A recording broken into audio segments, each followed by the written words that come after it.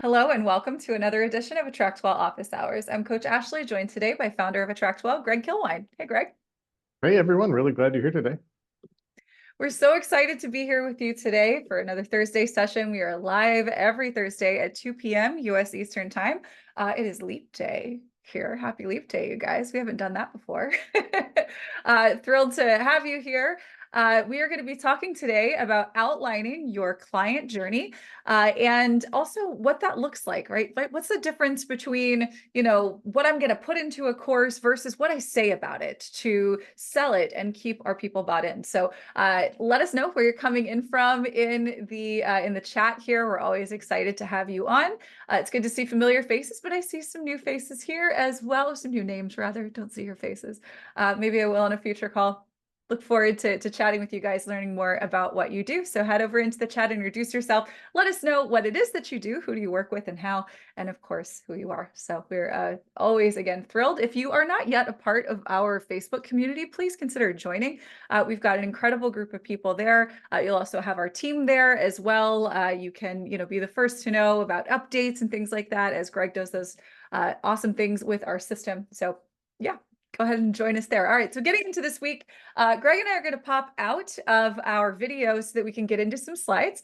We do have a fair amount to cover today, and I do want to do a little bit of show and tell because this is a concept that it may feel very straightforward to some of us, but then again, it might not. And I find that quite often this topic is one that affords a lot of opportunity to get in our own way and perhaps overthink. So if you are someone who struggles with overthinking or perfectionism from time to time, you might really like what I'm going to share with you here today. All right. So today we're going to talk about how you can outline your client journey. And what we'll walk away with today from this call is the ability to really clearly know and understand how we can communicate our value moving forward. So whether you work with clients one-on-one and you want to really drive home the value of the outcomes that you provide, if you're developing courses or programs, you're going to know how you can create those sales assets to be able to close and more. So today we're going to talk about the difference between what you know and what your ideal client needs to hear from you. We'll talk about how to outline your client work, your course, or your program. And we'll talk about how we can translate that outline into a client journey. So something you're actually communicating to the client that they understand and are excited to partake in. And then we'll talk about how you can use that client journey to sell your offers. And then, of course, as always, live help and Q&A. We do have 2 people signed up for a live review today. Look forward to working with you guys. If you are watching this as a replay, you can go to attractwell.com/office hours to get on the list and be notified of all of our upcoming training topics. You will also get access every week to a link to join the Zoom call. If you'd like to work together on a call like this one, we do dedicate the second half of these hour-long calls to working one-on-one with members of our community. You can reserve a spot at attractwell.com/work review. And if you would like for someone to do some of this work for you, you can go to attractwell.com/concierge to learn more about our team and request a quote. So how many of you guys have heard this before? Maybe pop your hand up. You've heard this, right? Just want to make sure that we are all on the same page. Facts tell, but stories sell. Right? Have we all heard this? Just in case you haven't heard it yet, this is a truism. This is something that's often said, especially in the world of marketing and selling things. You are going to be much more effective at helping someone make a decision to, in this case, work with you or purchase something from you if you are introducing them to a story as opposed to introducing them to all of the facts and figures. And this isn't just true of coaches. If you are a contractor that remodeled bathrooms, right? So you can have a luxury soaking tub with a rainfall shower and, travertine tile, whatever that looks like, right? So maybe you have a dream bathroom you would like to put into your house and you want to hire a high-end plumber or contractor, whomever, to do that remodel. The story that is going to have you say yes to someone is going to have more to do with the outcome, right? You want that bathroom remodel because you're sick of looking at the old linoleum floors. You want that bathroom remodel because your tub's too small. You want that bathroom remodel because you want the plumbing moved over there so that you've got more sunlight coming in at this angle, et cetera, right? That's the story you need to hear, that they see that vision and that they can accomplish that for you. What's not going to convert for you is them telling you what brand of drill they use, right?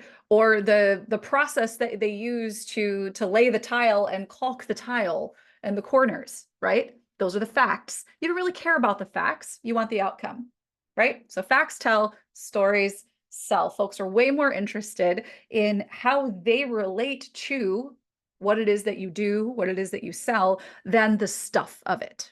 All right. And the difficulty is that for those of us who are experts at what we do, which is everyone that's here on this call, if you're an expert at what you do, you know all of the stuff so well. That's what makes you an expert.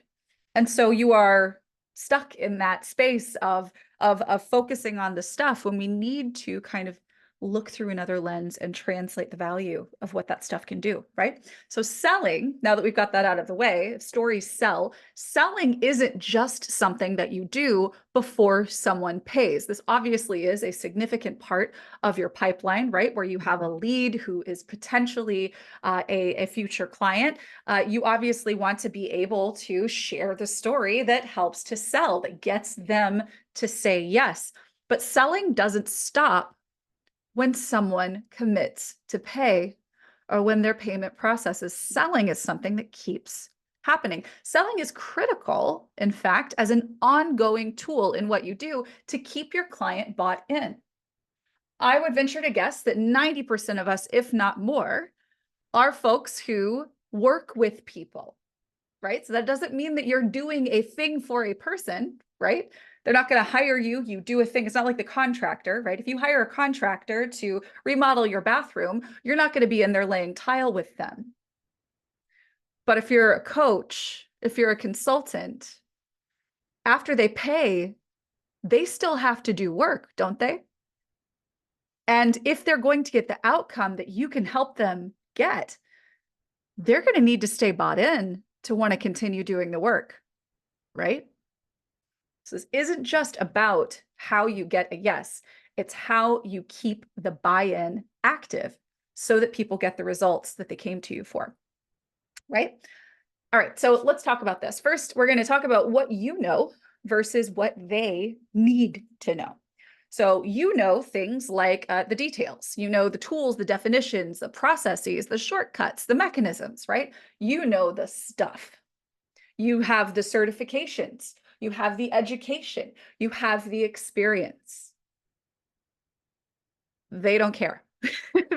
I mean, surely they care that you have expertise, right? That you have experience. But the stuff of all of this doesn't matter to them as much as whether or not you understand where they are right now and how that feels and what that's doing to them. Understanding where they would rather be instead and what life would look like for them once they're there. Understanding the stuff that matters to them. So you got your stuff that you know that you can do, but they've also got considerations, right? So they've got where they know they are right now. So they're, step 2 on their journey. They know they want to be over here at step 1266. There are some things about how they get to that 1266 that they have in mind that are important to them. You need to know those things. And they also need to know that you know how to get them from where they are to that place that they want to be, taking those things that matter to them into consideration along the way, right? So all of the stuff that you know how to do, the value that you can deliver has very, very little to do with how we get someone to commit, to say yes in the first place, and then to stay committed, right? To keep the buy-in. So the way that we want to go about doing this first, and this is going to apply to you, of course, if you are creating something new, but I would encourage you to maybe take a look at this as well if you have something already in place that you are actively selling, whether that is your one-on-one, right? So maybe you have a series of coaching calls that you do. Maybe you have a consulting program that covers a range of specific concepts, or you have a course or a program that you have created, or maybe you are creating. All right. So your outline of your process or your curriculum, this is the stuff. This is going to feel really good to you because you'll be able to dump all of the what you know encyclopedia in your brain of your expertise into a neat little order so that you know, first I'm going to cover this and I'll mention these things and then I'll cover that. And then we'll make sure we do those things, right? So this is going to be your concepts. You'll have your steps included here, right? Because we do need to have some process in our outline because we are, again, working with people in most cases. And even if you are maybe selling a course or program where you aren't working directly with people, it's even more important that you are very clear in a linear fashion on what the steps are, step 1, step 2, step 3. If you have exercises that need to be completed in order for someone to fully grasp and process what you are teaching in the concepts or sharing in the steps, you want to make sure that these are included here as well. So thinking about this from the perspective of I'm going to create a course, this would be I'm going to teach these concepts in this order. Here's 1 through 12. And then inside of these, I want to give them specific steps. So I want them to learn this, then do this. And then next concept, learn this, do this, right? Does that make sense? We want to make sure that we're taking a step back and not just creating Netflixable content, if you're making a course especially, but actually introducing a process by which someone can understand, participate, and grow, right? Okay, so once you've gotten the stuff of your outline together, I want to encourage you to break it down into phases and steps. Now, we are not being creative at this level. We are literally just saying, step 1, I do this, and then here are the things that I want them to do. Step 2, I do that, and here are the things that I want them to do, right? Break those down into phases and steps. It'll make your next step easier. And also something like this is going to be really helpful for you to kind of plan out and manage the production of the materials that you'll use right inside your vault in AttractWell. So that's going to be your videos that you'll include inside of the vault, your PDF download exercises, diagrams, etc. Any of that kind of stuff that you need to create, you'll be able to see what that correlates to in your outline. Now, most of us have probably made it this far if you've started creating a course or a program, right? Now, this is the critical step. This is where we are able to take the what we know and demonstrate that we also know where they are, where they want to be, what's important to them, and that we know how to get them there, right?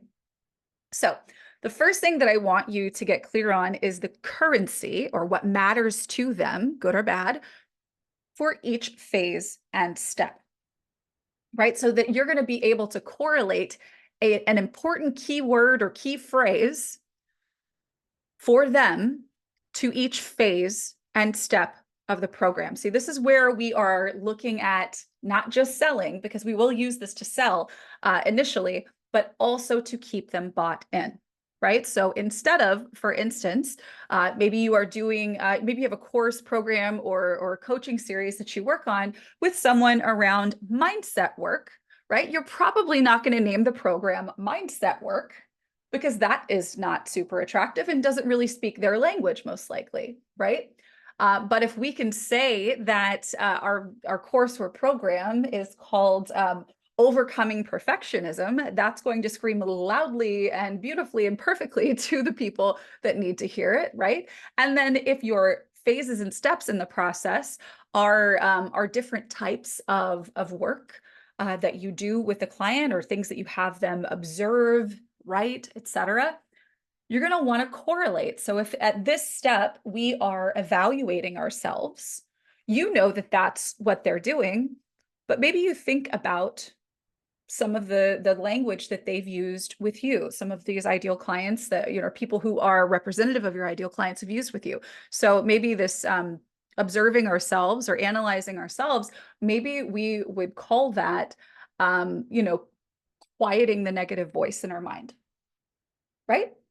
Does that make sense? We want to be thinking about why this step matters to them. What will they get out of this? What's in it for me? is the question that we're answering, because that is the question that's coming up in their mind, right? They're seeing this, they know that it's work. When they understand what's in it for me is something that's very important to them, then it's going to be really easy for them to continue ahead, right? To do the work. And if you're going to be using information like this on a sales page, it's super critical that you're keeping the language congruent with what they want and not making this feel like it's going to be a bunch of uncomfortable work, for example, because who wants to take out their credit card and pay for that? All right, so we also want to include a message of transformation for each phase, right? And this is where you'll basically say you'll go from this to this. And this is what makes it a journey. This is how you're kind of inviting them on a story. Facts tell, stories sell. This is how we are going to say, you know, here you are. And after you complete this step, you'll be here. So you want to be thinking about that. We're going to go from battling the internal voice to walking through life affirmed every day, right? Include a message of transformation. And then you want to go back to those phases and steps that you created in your actual regular outline that you use for planning the creation of your materials. And then you want to name them, right? You're going to name them according to the language of those currencies, right? What's important to them and the outcomes that your ideal client is looking for, right? So essentially what we're doing here is we are creating in our expert native language an outline of the stuff that goes into our work with our client or into our course. And we're going to create a separate document and translate that, just like you were actually translating from one language to another. We're going to translate that to the language of what's important to them. All right. That is our second thing that we'll do here. And then a bonus here is to actually create a visual model that outlines the journey. I'm going to show you some examples of this actually here in just a bit as well. So let's talk about where we can use our client journey. So once we have translated the stuff of what we do into the language of outcomes and currencies for our ideal client, we now have a story that is loaded with copy that is perfect for selling both before and after someone has purchased from us, right? So you can use your client journey, especially if you've got that visual model, as a sales tool on sales calls. You could put it onto slides. You could turn it into a PDF. You could put it onto a website. You could use it to power your copy on your sales pages, your sales campaigns, etc. You could also use this to construct slides for a pitch deck. So if you are offering a workshop or webinar or something to that effect, you obviously provide your free value, what they came for at the front end. But at the back end, if you're selling, working with you, or you're selling a course or a program, then you'll be able to use this story that you've constructed, right? Of starting here, they feel like this, they're going to go from this to that. And then we get to this next phase of the journey, and we're going to focus on this thing that's important to you. And it's going to take you from here to there. We're getting further. And then finally, we're going to get to this phase where we're going to focus on this thing that's very important to you that you haven't been able to work on by yourself yet. And you're going to be able to get from here to the finish line, right? It's an incredible way to structure a story to get someone sold, whether that's automatically using sales tools like you could create here, or of course, walking through something like that with someone directly, say on a discovery call. And the other cool thing about this is, if you haven't done so yet, one of the most important things you can do for your business as an expert who is selling your time or your resources, or of course, courses, programs, etc., is you need a funnel. You need a funnel that connects ideal clients, right? So people who need what it is that you offer to what it is that you offer. And the way that you do that is you take this story, this journey, and you pluck a piece out of it that's important to your ideal client, and you put it out there into the world for free. You give them the opportunity to have a taste of that. And if they want the whole thing, it's going to be so easy for them to make that decision because they've already had that experience. They could see what this is going to be like. And then, of course, from there, you can go and create a funnel. Now, I want to encourage you, if you haven't done so yet, to take advantage of the Client Funnel Challenge. If you go into the AttractWell Success Academy, that's going to be under online resources and courses. And then you can click here, the Client Funnel Challenge. Now, part of the reason why we are talking about this particular topic this week is I've actually gotten a couple of questions inside of this Client Funnel Challenge course recently about this process of outlining that client journey. So I want to actually show you where this is inside of the Client Funnel Challenge, show you how you can get access to it, and then I want to show you a couple of examples of what we've been talking about here today. So let's go head over and take a look at that. Then we will get into our live help and Q&A, and of course, working with the folks who signed up for live work reviews. So first things first, from your dashboard, you can see under Start here, there is Success Academy. When you click that, just click Online Resources and Courses, click Client Funnel Challenge. When you launch the course here, it will take you, after you've signed up for it, over to the AttractWell Client Portal. Now, the Client Funnel Challenge is right here. And when you enter the challenge, you'll see that the modules for the challenge are right here. So right down here, actually the very first step that I have you do when you are creating a funnel for your business to generate leads and put the right people in front of your offer, the very first thing that I ask you to do is to outline your program, outline your offer, right? So if you have a coaching program, right? Maybe it's a group program, or it's a program that you lead someone one-on-one through, or even if you have a course, you're going to outline, just like we shared today, exactly what that thing is. And we're going to translate that into what the journey looks like for your client, right? Because we're going to be using that for our sales assets that go into our funnel. So there are a couple of examples here. So if we look at this, here's one outline. This is the business blueprint outline. You can see it's broken into phases. So there's phase one, here's steps, here are some of the actions that are taken, right? And this is sort of a combination outline where we actually have, here's what happens first, and the stuff of it, but it also has copy, right? So here's where we'll say we're going to get 100% clear on this. We will go through this transformation from anyone to the one, etc., right? So this is an example, but I had some requests to maybe show me something that's just a little bit more simple, so that I can plug into it. And so there is another version of this right here. And this is essentially what that looks like. Phase one, name, topic, currency. Message of transformation. Step one, name and topic. And then the message of transformation, and then you've got whatever your content is, right? So again, this is if you are creating a course or program, then you would be able to kind of dual purpose and outline like this one. But here's what's really cool. Once you have the all of the structure worked out here, right? You know the stuff of it, the order of the stuff, and then you know how to talk about that stuff so that it makes sense to your ideal client. You can actually turn this into a visual model, right? Where it's easy for them to see how, if they start here, it makes sense. And then they can get all the way to here, right? Now, there are some really cool examples. If I scroll down the page here, and of course, if you get access, you can find that as well. Anna Connie made one recently that's really awesome. There's another one I wanted to show you guys down here. Oh, this one's beautiful, from Naomi. Right? Caregivers Toolkit. Unique high-level systems that helps busy caregivers, health professionals, and families of people with dementia be 100% less stressed and enjoy life again in 12 months without guilt. And so there's burnout, right? Here's what we're going to do. Build, here's what we're going to do. Breakthrough, here's what we're going to do. Now, you don't have to stick with a phase 1, 2, 3, step 1, 2, 3. It does not have to be a 3x3 grid by any means.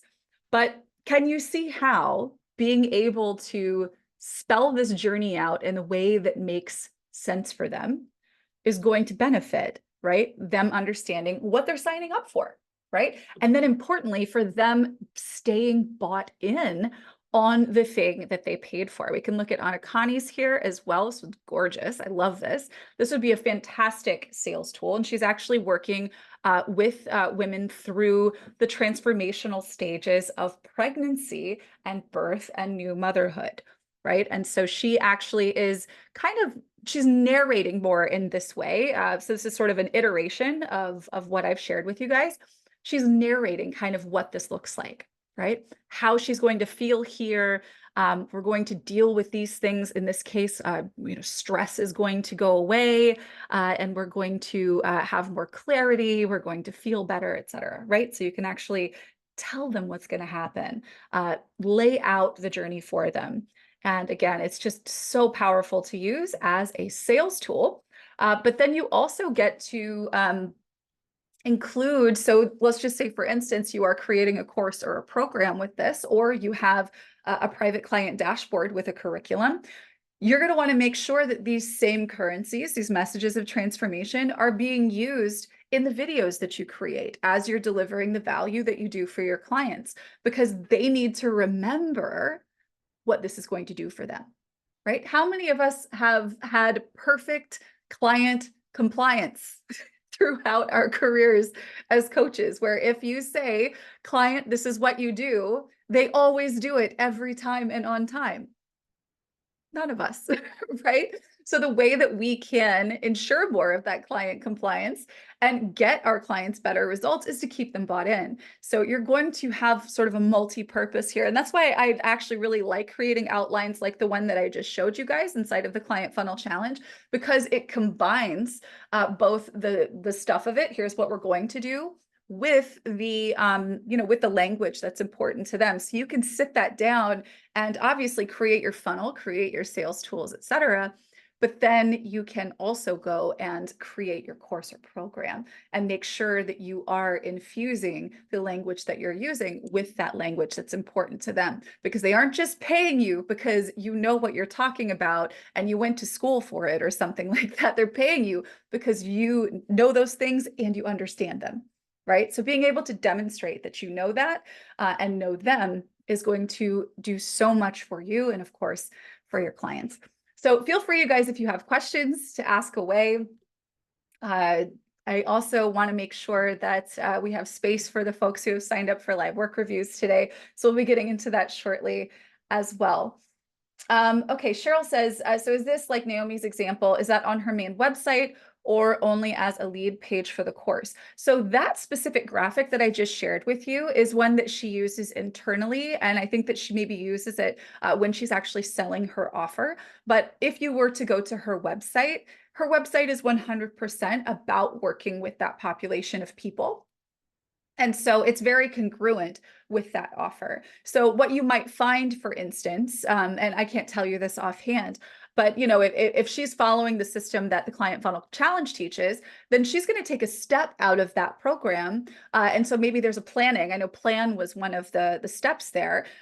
If you have a relative who is experiencing dementia, Alzheimer's, something like that, that she specializes in and works with, then you need to make certain plans, right? You probably feel really unsure, maybe you're scared, etc. And so she's going to help you feel more confident and collected moving forward. And here's a planning tool, right? And so she could actually offer a planning tool like that on her homepage, and that's the thing you would see on the homepage, right? You can go to the homepage, and then she is, I don't know that she is, but she could offer, did you just get a diagnosis and you're worried about XYZ? I've got a checklist that'll help you start to breathe easier today, right? And that would be a compelling thing that you can offer from a program like that she's outlined the journey for. But you wouldn't see that thing that I just showed you guys until you have qualified yourself, right? I don't know if she does discovery calls or how she does it, but that's how she would use that tool, the visual one that you saw. No one would see that until it's right for them to see that. Just like you, if you are working with clients one-on-one, you're not just going to have a sales page about working with you on your website. You're going to have a discovery call. You're going to sell the discovery call, because you don't want somebody who's not right for you to go read a sales page on your website, get sold on it, buy, and then they're the worst client ever for you, right? So sometimes you're not going to actually put the whole journey and the pitch for the whole journey on your website. Quite often, in fact, especially if you're a coach, you're not going to do that at all. You're going to focus on selling certain pieces of this. So the benefit of getting on a call with you, or the benefit of one of these steps, so that that person shows up in your funnel as a qualified lead, right? And Cheryl, if you get into the Client Funnel Challenge, you can actually see, I don't know if she's published her website address there. So If she has, then of course, by all means, you could, you could check, or you could even message her from there in the course as well. Okay, Brandon says, I've been trying to get some client interviews so that I can make sure I'm providing the services that clients want, but I'm not getting a lot of traction. Should I just lean on my personal experience in my niche and create an outline on my own? Yeah, if you're not, if you feel like you're not getting the responses that you want, first you might consider asking different questions. Or maybe having the way that you begin the interaction kind of switch things up a bit, pattern interrupt, etc. Obviously, I don't know all the details. But yeah, if you're kind of hitting a brick wall with getting that direct feedback, then you really can you could do a little role playing, right? I'm going to embody this person, which for most of us who do the work that we do, it's a previous version of ourselves. So we kind of know the answers to these things, right? You just don't want to get too far into your own head about it, right? You want to really, kind of imagine the previous you, as a truly separate and different person from you today. And if you can do that, then I think that you can do a really good job with completing an outline like this on your own. All right, let's see. Loving the networking happening here in the chat, you guys. All right, so today I have, let me see, Tanya and Donna signed up for live work reviews. Tanya, I don't see your name in the chat here. So Tanya, if you signed up for a live work review, if you could just pop your hand up and let me know that you're here, I can bring you out to chat. Hi, I thought that might be you. Hey, how can we help? Hi, how are you today? Good, good. How are you? That's good. I'm good, thank you. This is my first time on live. I've been doing the YouTube University for the past week or so. I am bringing my coaching business over and building it on AttractWell before I completely move the domain. Okay. But there's a few things that I'm stuck with, and I know we can't get to everything. So one of the main things is, and it's kind of ironic that today's class is on funnels, but it's on, I was trying to create a form, and I Okay. see that you just have generic forms. But I wanted to create a form that's actually a questionnaire, like a discovery. Okay. Great. Was there, let's see. Okay, so what we'll want to do is we'll start by creating a page. And let's see, I think that this is a pretty solid template for that.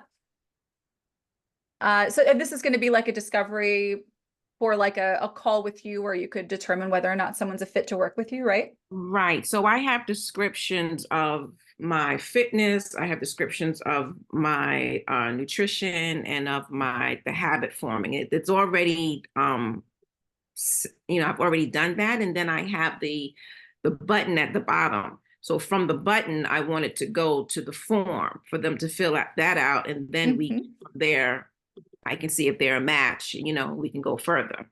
Got you. Yeah. So what I would do is I would basically use a template for a page like this. You could swap this with a great picture of you. And then essentially what we're doing here is we are selling the call. So if they have a call with you, they're going to, so you know that you're going to determine whether or not you're a fit to work together. But that's not saucy enough for somebody to want to dive in, give you their contact info, give you their time, etc. So what you would want to do here is say, let's hop on, a 30-minute call together, and you'll walk away with this, right? And then, Mhm. here's, basically you're pitching the call. So what they'll need to do, and the call to action is going to be, begin the process, or, register for a call, etc. But you're going to go into the settings here. Obviously, you're going to name this. So this is going to be, I'm just going to do apply for a call. And then under leads, you're going to have whatever your call to action is going to be. So you could delete what's here. You can obviously, again, swap this out for your image and the call to action information about the call.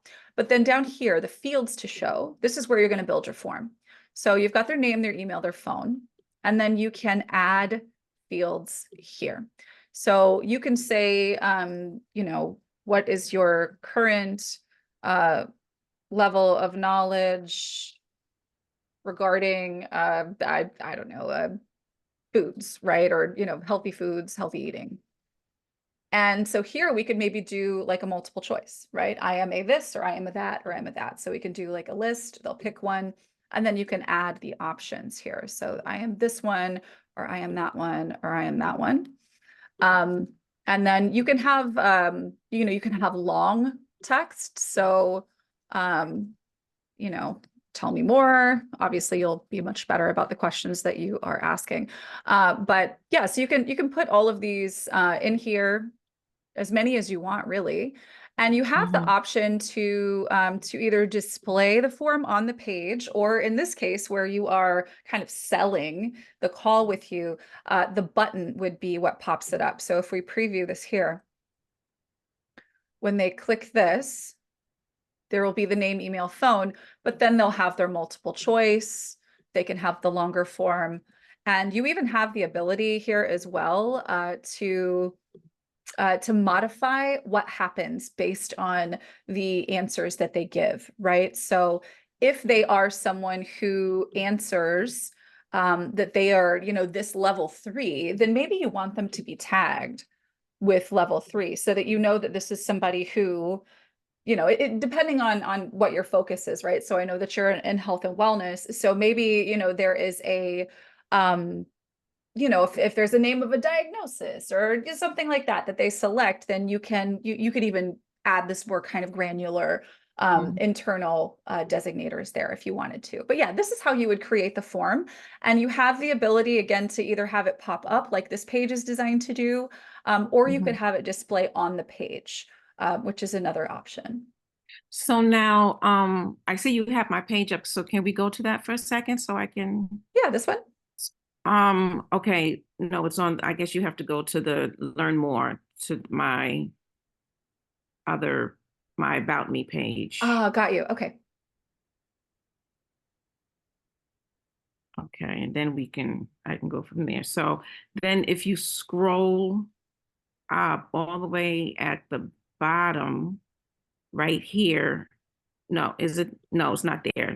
I'm sorry. Well, actually, all of those buttons, request info, will lead me to that next page. Okay. It looks like right now they're going to stay on this page because they just have a hashtag in the button. Here we go. Well, I didn't write. I'm just building it. I didn't connect anything. I didn't link anything yet. Got you. Besides Okay. the Let's Chat, I'm So, still building. okay. So you would want to send them from a page like this over to one like this one? Right. Yeah. Okay. Yeah. So once you have a page like this created, then you would absolutely be able to put a link to that page into the button here. Okay. All right. And then while we're on this page here, how do I modify it to go to the mobile, to the iPad, because it doesn't fit, and I'm still trying to figure all of this out.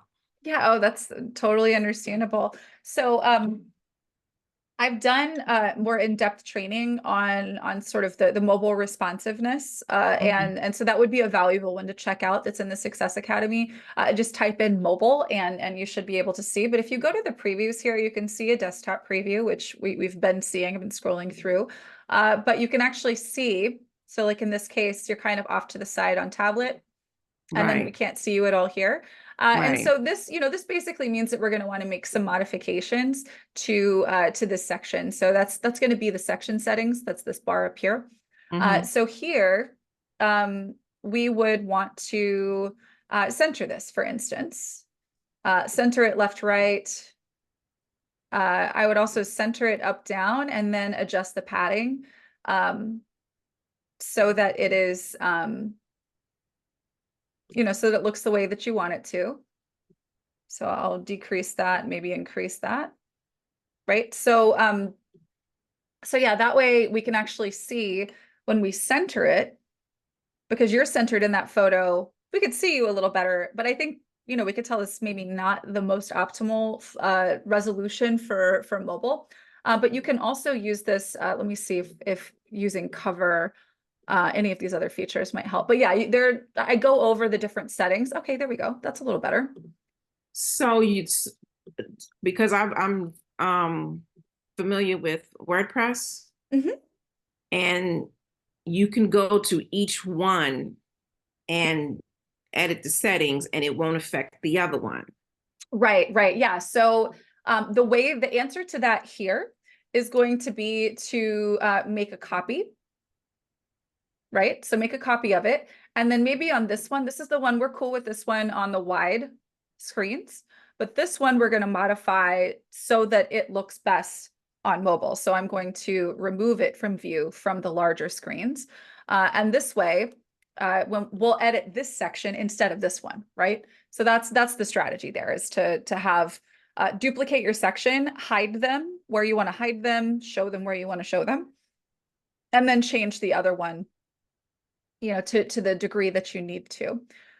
So yeah, in the interest of time, we can't necessarily get into like absolutely fixing this on this call today, but yeah, that's the training that we did on mobile view and editing for mobile would be, I think, really helpful here, because there is definitely a way to do it. It's just, you know, it's a little bit more than we have time for today. Okay, no, I understand. So just one more quick question on that. Sure. So you're saying that if I duplicate it and after I cancel them out like you just did, I would leave it on this screen so it'll be 2 or 3 of this image You on this could, screen? yes, that's right. It could be, you could have multiples of any of these sections. And so long as you have the visibility settings toggled correctly, it's only going to show up a particular way on a particular device. I don't Okay. typically find that you need to have 3 different ones, but depending on how you've styled a section, particularly one with large images, it often does necessitate a slight sort of modification on a mobile view. Okay, I'll work on that. All right, thank you. Oh, and just one quick question about Zoom and then I'll be Oh, done. sure. Yeah. Yeah. With the Zoom that comes with here, did we have limited settings? Because I had a session early the week and then my music stopped playing and I wasn't able to post. I have a waiver form that I post as they're entering in that they have to accept, and I wasn't able to add. Mm.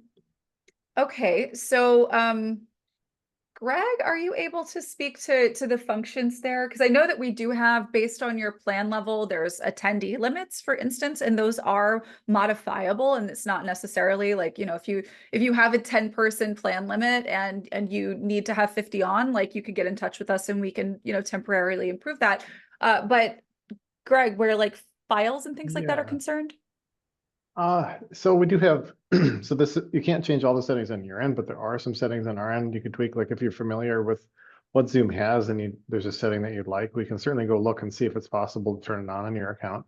I think, are you using like polling? Is that what you were using before, or was there some sort of entry question? I'm not, you know, Zoom has like hundreds and hundreds No, of settings, so. no, it wasn't polling. It was just I have, because my online classes, fitness classes, so it's a waiver that they have to accept, you know, before entering the class. So everybody's on the same page, so to say. So in my Right. account, there is just something for it'll be on the first screen, right? You can't go past this moment until you accept I read this. Okay, okay.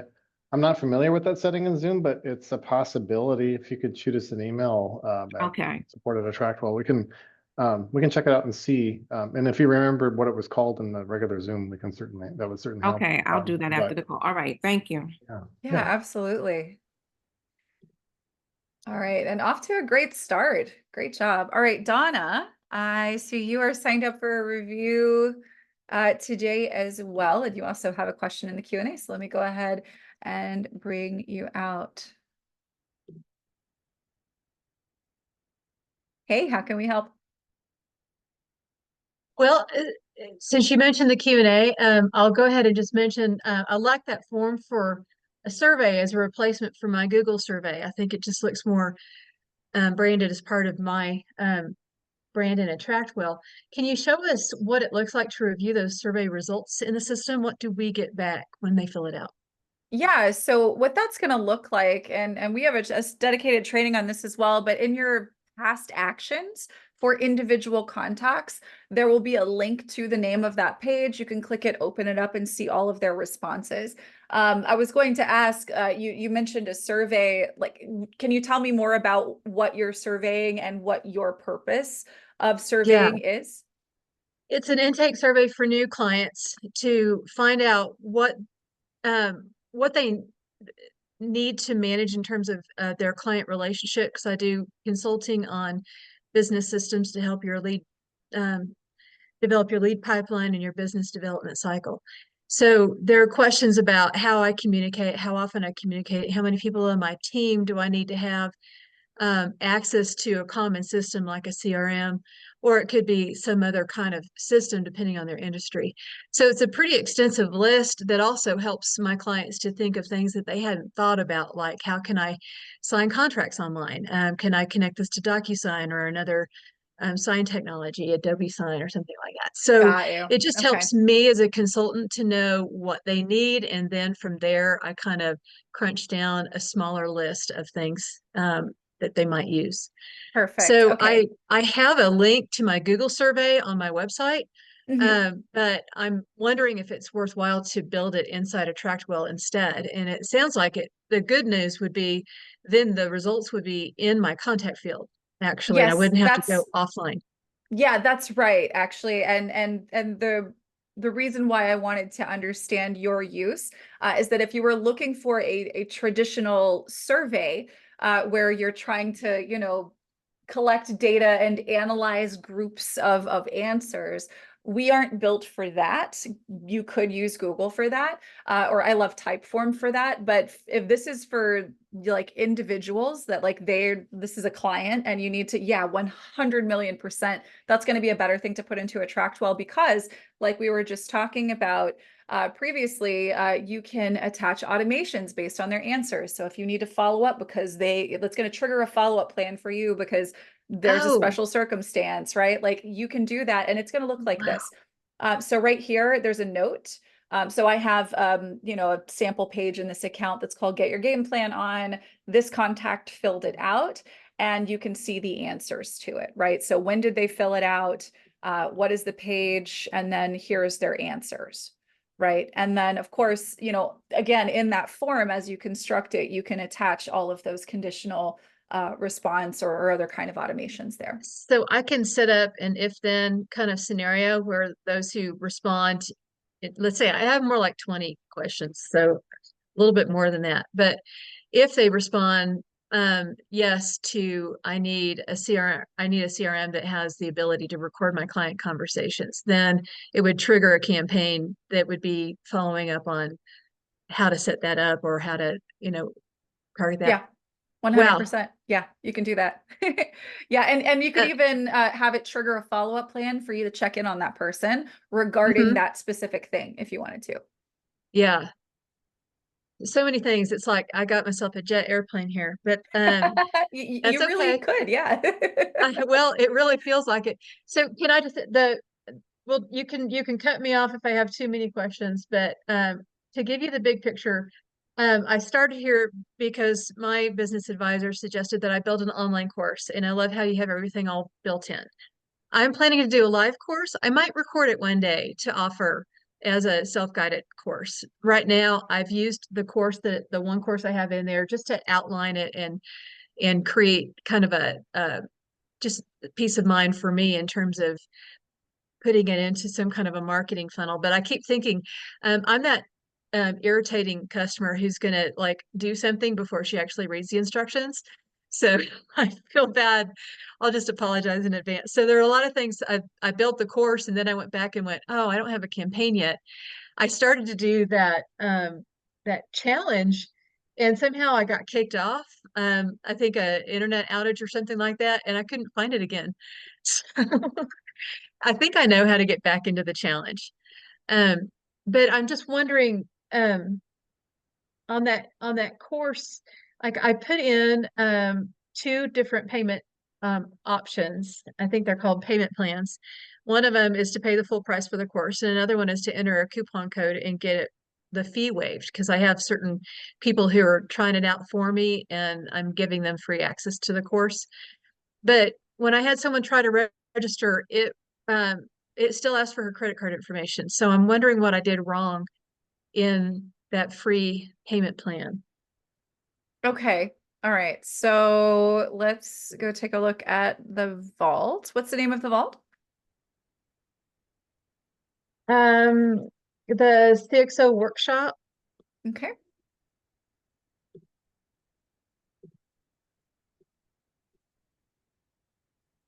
Okay. So let's see. You do have the ability to, so here you go. In this case, you've got your, this is how you pay. And then you've got your, well, okay, so both of these look the same, actually. Well, Go I ahead. thought that I could put that coupon code in to one payment plan for someone to register for free, but it said you need another payment plan that doesn't have a coupon code.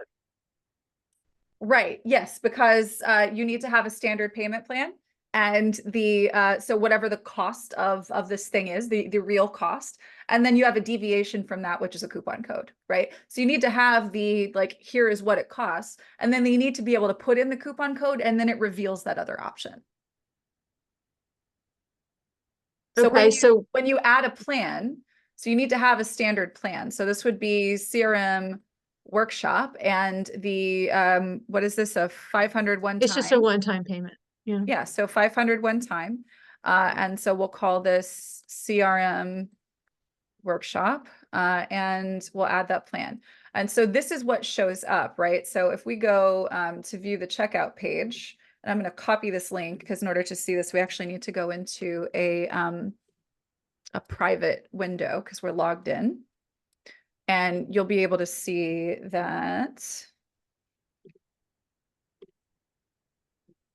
this option is here, right? So there's that 500.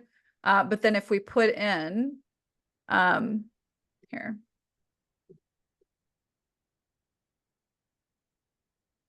and we hit apply, maybe that's case sensitive. It's VCXO free, I think. The one that I see, so the ones that are at, oh, yes, it is. It's free. Yes, that's right.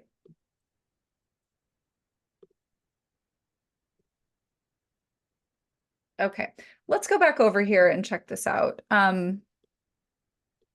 Okay, so let's go Oh, ahead and CXO free. yeah, CXO free. All right, so I'm gonna deactivate that one. We'll add one. This is our CRM workshop. This one is going to have that CXO free, all one word. And this is going to be $0, right? Okay. Oh, it needs to be greater than 0. Yeah, that's what I found when I tried to Greg, enter it as 0. yeah, Greg, remind me, how do we do this for free? Yeah, for a free one, you'd have to set up a separate landing page. Unfortunately, like Stripe doesn't Yeah. allow a $0 payment as a customer or whatever. They've been kind of going back and forth on that. But so yeah, the vaults currently don't Okay. accept that. But yeah, you could set up just a simple landing page that lets them into the vault for free. In lieu of a coupon code, you'd send them a different link or something like that. Right. And I think that it's probably better for the user experience anyway, for them to be at a separate location, for them to take a, hey, here's the opportunity to get access to this free, to this amazing thing that costs $500, and you're going to, get access to it for free. Then once they land there, they see that it costs that much money, right? And I think ultimately you want that person who experiences it for free to come back and pay to, like, have access. I mean, can you tell me more about how this works for you? Like the free versus the 500? It's just for limited use for me to be able to bring members of my network into the workshop so that they are kind of there to observe and provide feedback for me. And Okay. sometimes they're going to be my guinea pig. I'm going to bring them in because Okay. I'm going to make them answer all the hard questions. Beautiful. Oh, I love that idea. All right. So what you would do in that case is you would just find those, like have them in your contact manager. You could certainly, like Greg said, utilize a landing page for this or a page. So let's just go make a pretend landing page here. So I And wouldn't make it an opt-in thing. It would be someone I personally invite. okay, yeah. So if you don't want to have like an opt-in for it, then have them in your contact manager, and then you're able to add that person to the vault for free. So let me, I don't want to get into your actual contacts because we're broadcasting and screen sharing here publicly. Thanks. Yeah, I'll show you an example of how you could do this. Let me make sure, actually, no, there aren't any paid ones You know, there. before we leave Mhm. that payment page, now we have two active payments, and I wonder if we need to inactivate one of Yeah, them. we can do that. Okay. All right, so real quick, let me find, um,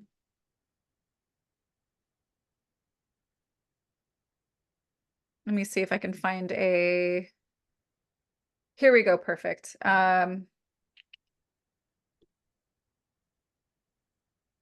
Okay, I can share this. All right, so you go to your contact that you want to be your guinea pig, and you can actually just scroll down here and choose to add them to a vault.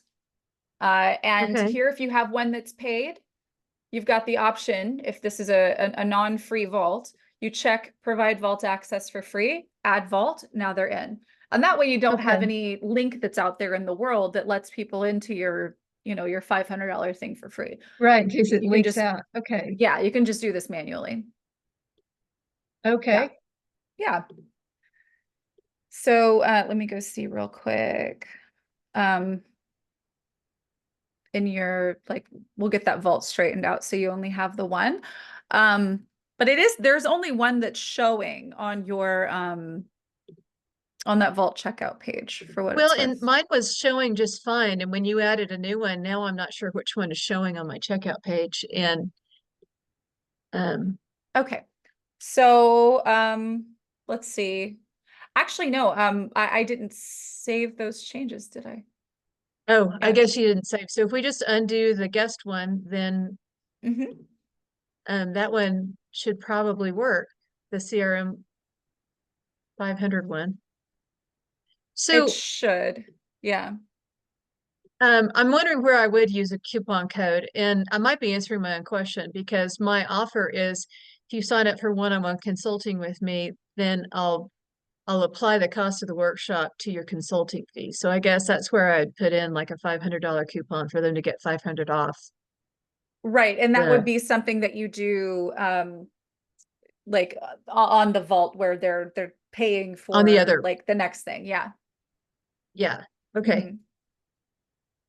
Good. And if I'm scheduling, this course is going to be once a month. Um, and I'm wondering, do I need to schedule multiple Zoom dates or can I just use the same Zoom link for each one? And I mean, how do I set this up so that people are signing up for that for a specific month? Do I have to have multiple courses in the system? Okay. So if I'm understanding correctly, this is okay. You're offering workshops in this vault via Zoom on a monthly recurring basis, right? Yeah. Okay. And so when people pay that 500 to access this workshop, they need to be removed before the next month goes on, or are you going to have like a membership? Like, can you tell me more about the plan for that? Well, and I'm just wondering how to do it.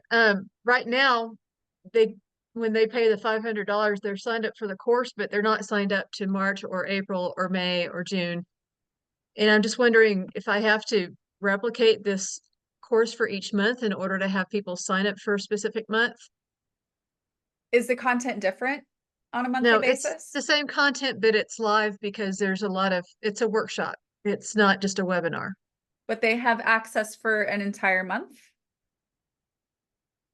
Well, there's only one time, it only occurs one time a month. Oh, you mean access to the vault in terms of materials and things?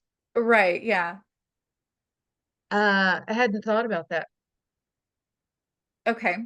Um, All right. So if I think somebody, once they so paid for the class, I don't care how long they have access to the vault, and I don't, I guess I should, it's something I hadn't thought of because I haven't dealt with this whole vault idea before. yeah. One idea that So comes to mind here mhm. that, I mean, I can pop in. Somebody had a question about this earlier in support, and this could work with two vaults. Like you could have one that is, it has all the content or the Zoom links and all the live stuff there, maybe replays or whatever that you want to keep for those people that are in that month.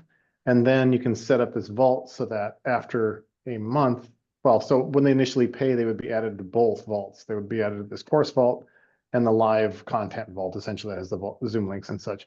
And then after a month, they're automatically removed from the live vault, but they would stay under the course content vault. So you'd be Well, able to kind of get those. Yeah, go ahead. that's a good idea, Greg. If you notice, there are two vaults. The other one is the Catalyst community, and that would be the one where they would get recurring information. Mm-hmm. So maybe once they take the course, they're automatically enrolled in the Catalyst connection community, and then that's where they can access evergreen materials. Hmm. Okay. And so that's sort of like the ongoing, so the ongoing access is the community. They pay the $500, they get in for that month's workshop, and then they are, then able Part of the to, community. yeah, then, and they're able to go. So maybe they get access to the community and this vault at the same time. Can we So, automatically have vault members of the course added to the Catalyst vault? oh yeah, you can use an automation to do that. The question really becomes, if people are signing up for a particular workshop that you are offering on a rolling basis, but they aren't going to retain access to it on an ongoing basis, you would have to establish, like, when they purchase, they get vault access for X amount of time before they're removed from the vault, right? Okay, So that would need to be established, and so they kind don't of come to the next workshop for right. free. Yeah, and I mean, but the workshop, I mean, if the content of the content of the vault, this one where you have the workshops and the curriculum, or the content that lives there, um, the content of that vault stays the same. Does the subject matter of the workshop itself change? No, I'm following the same format, the same slides each time. Okay, I believe that there's something lost in the process when there's no one guiding a live conversation. got you. That's why I Okay, haven't decided what would be like a self-activated workshop, because without the workshop, I don't know where the value is. You know what I mean? got you. So I'm Hmm. not sure how to make it an evergreen, like Right. replay on your own time course, but um, Okay. So, one of the ways that you could do this, and I've seen this done before, where you've got evergreen content, but you have a call series that's separate, and maybe you want to keep everything inside of the same vault. You could achieve here's the live call, here's here's the replay, even outside of the vault, but in campaigns or in broadcast emails. So for folks who are active for that month, you would just, this would be an act of like managing your tags and automations, right? Where they're going to be removed. So you would probably use a campaign to utilize this, because a campaign has a certain number of days, et cetera, when you send messages, and you can attach automations to those days. So 28 days after someone has received the welcome to vault message, they can by automation be removed from that vault. And of course, when they purchase, you could add them to both vaults, et cetera.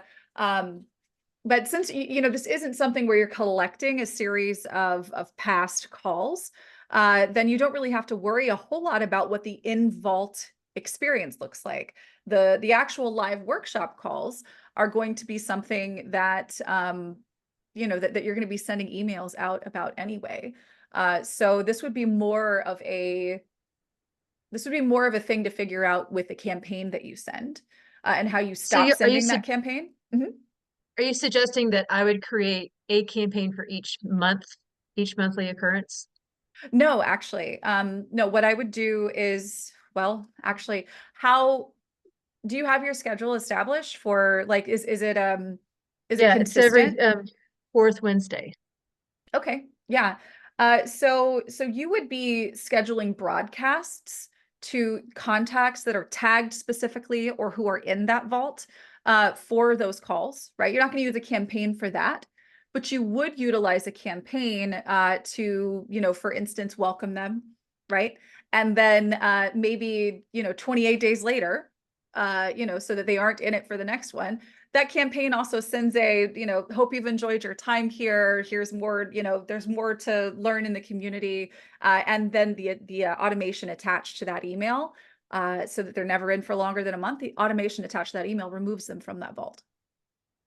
Right. So a campaign is what's going to be doing the automation of welcoming them whenever they sign up and kicking them out when it's time for them to leave, and So there will guiding be them. an option in Mhm. creating the campaign. I haven't done the campaign part yet. So there's something Yeah. in there to tell me when this expires for them. Yeah, so what you can do is you can attach an automation to the last message of that campaign. Just make sure that that last message is, however many days away from when they opted in. So if they opted in, they're going to have access to the vault for a month, right? Or Uh-huh. for 28 days or something like that. So they'll Yeah. be there in time for, to have access to that call. The campaign itself isn't going to say our call is tomorrow and here's the schedule and here's the link. The campaign's not going to include that. You'll set up broadcasts for that, but the campaign will handle the automation of letting them in and removing them. It kind of makes sense. I'm still not understanding the terminology about campaign and broadcast, but that's Yep. probably in the teaching on building a campaign.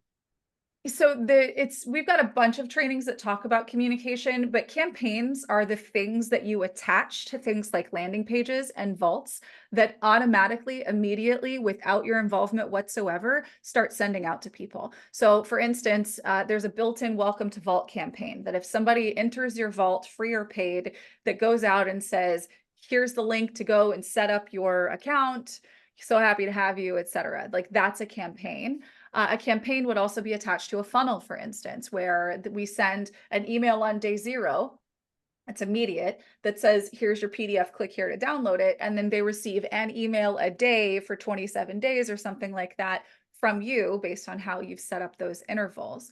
A broadcast is you going to this list right here and scheduling an email to go out at a specific date and time. See, a campaign is going to send based on when the contact took an action or when you applied the campaign to the contact.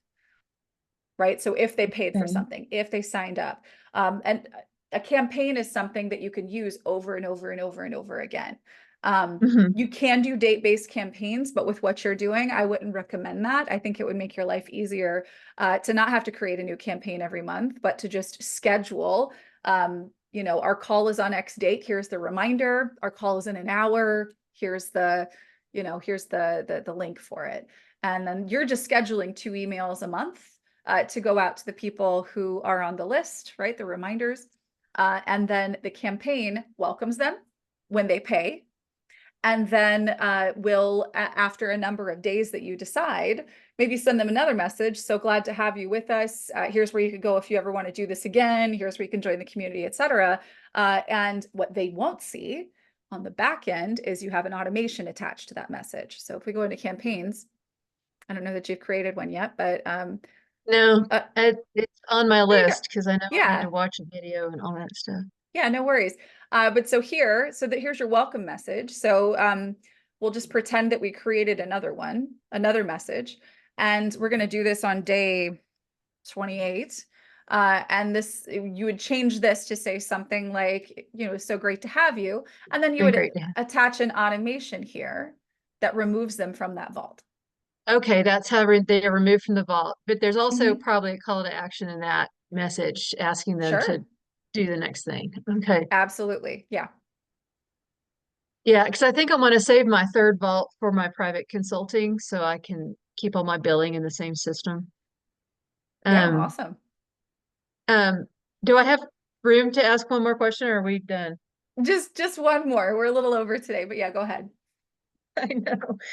Oh, well, sorry, I'm an opportunist. In the Catalyst community that they join, I'm glad that I can automatically add them to that community. Um, when I've tried to send the invitation to several people for that Catalyst community, and there's a little link to the invitation down there in the vault. It's taking them to log into the member page, but not into a set up a membership page. And I can't figure out. Are they clicking that link from inside of another vault? And we're talking about links I send to people. There's a link. I think that's the view page here. I'm not sure how to invite someone to my Catalyst community. That's my question. I'm not sure how to. Where do I get the link to send somebody in an email saying join my it's this community? one right here that says view vault. It's this one. But you will want to make sure that that the entry settings here. Let's see, others can see and join. Okay, yeah, perfect. So if someone clicks the vault to join but isn't in the vault yet, send them to, I don't know that this is necessary. Yeah, what would you suggest? I wasn't sure. I don't know that you don't really need to do anything here. If someone clicks the vault to join, but it isn't in the vault yet. Yeah, we Maybe don't send it to the vault they purchased. Maybe that's what I'm not sure the rationale between the different options, and that's why I just chose one randomly. Greg, I haven't used this before. I mean, I think in this case, if they're in the vault and they click to join the vault, they should just go into the vault, right? Because I think that's the goal here. How do we achieve that where this is concerned? Yeah, if that, so this is that specific vault. Yeah, if that. Oh, here we go. But others in them. Yeah. Yeah, If so this- that's basically like if, Okay. Yeah, that'll either, so if it's a vault with a payment on it and it's available for them to see, people will go to that vault, the sales page. They won't be like able to access it until they pay. If it's a vault with no payment, then they'll get access to it right away. They'll just pop right into it. I mean, you can also alternately send them to another page as kind of like an intro or upsell or something like that. That's what that second setting is, or some just arbitrary URL. But okay, the idea is eventually they get to the vault. Ashley, could you save that change and then click Yeah. on view vault? I want to see if you're seeing the same thing I am. I'm gonna have to open a private Oh, you have window. to get it outside of the system. Right, because I'm logged in to you. So let me see here. Yeah, it's gonna take them to a login page where they need to create a membership. Because I mean they can't access a vault if they don't have access to your member area. Well, that's the thing. My friend said she doesn't have a login, so she was confused by that because it doesn't say welcome, set up your account here. Is there a way I mean, that looks like you're already a member and here's how you log in, but where's the page that says, I'd love for you to create Yeah, so in this case, you would want to create a landing page that sends them, that adds them to this vault. There is a setting under member area settings where you can let people sign up for it and then tell them what you can show, what access or what vault they get access to, right, as well. So it's a little less smooth sign up, but I mean, there are some people who can go through that way. But yeah, under the member area setup, there is a, allow any website visitor to sign up, and then you can choose what vault they would get access to. Yeah, so if you have this enabled, then you could do that. What kind of link that on my webpage would that show up? That would just be under the /members, whatever your domain name is /members. There'd be an extra login link. When I went to that create account /member page, it brought up some content that clearly I created, but I don't know how I created it or how to access it to edit it. Then it probably was your vaults. No, maybe not. Nothing in my vault. Okay. I don't know. I was setting up so many things when I first started. I'm like, I don't even know how I set up my member page and how to change it. So there's not really a way to change your /members. It's either going to go to the login, or if you have that let anyone in enabled, then it's going to look slightly different. So this is what it's going to look like for anyone, returning users, nobody, somebody who's never, been to your site before. If they go to yourwebsite.com/members, is true for everybody who has AttractWell. It's going to look like this, unless you change that setting in your member area setup, and that's allow anyone to come in and see. And so I'm not sure what you saw unless you actually enabled this. So any visitors signs up for your website can join the connection. No campaign in this case. So if we save the changes here, and now if we go to your website.com/members, it now says click here to get an account. Okay, I don't know where, there's some weird page that showed up when I went to the /member page, and it had obviously something I loaded because it looks like it had my logo on it. But it's like, I don't know where it came from or how I can access it again, but okay. I know if you're logged in, it might be a slightly different page, but I mean, if you want to, you could send in a screenshot at some point of what you saw. I sent it yesterday. Oh, you did? Yeah, Okay. so I'm sure somebody will get back to me in a day or so. Okay, thanks for going overtime. I should send you cookies. I appreciate it. Sure thing. Sure thing. Take care. All right. All right. So yeah, there, I have shared a link with you, Tanya, to the training that I mentioned. And that is about it's about discovery call funnels for coaches. And that actually does have a walkthrough, not just of the how you set up the form, but also how the form connects to the entire system. So I've just put a link there for you. Here, I'm going to pop it in again, just in case you didn't see it. But yeah, definitely have a look there. It does walk through the step-by-step of creating that form, as well as connecting an entire call booking funnel. Thank you guys so much for sticking around. Heather asked, can you just add a page in the Vault list, each of the Zoom calls with dates, etc. If you had a coaching program, yes. But Donna's doing something kind of out of the box here, where she's got a vault that people, a vault that's not a membership, that people need to be cycled in and out of on a continuous basis. So in that case, you really only want to have the most relevant information right there. So you could have a page that says, here's the link to join the live call, but because the date is going to change on a monthly basis, right? Like just for the sake of maintenance, I would be saying, check your email for the schedule. If you can't find your email, send me a message, etc. Right? So it is slightly different. All right. Thank you guys so much for joining and sticking around. We look forward to seeing you next week. Have a great week, everybody.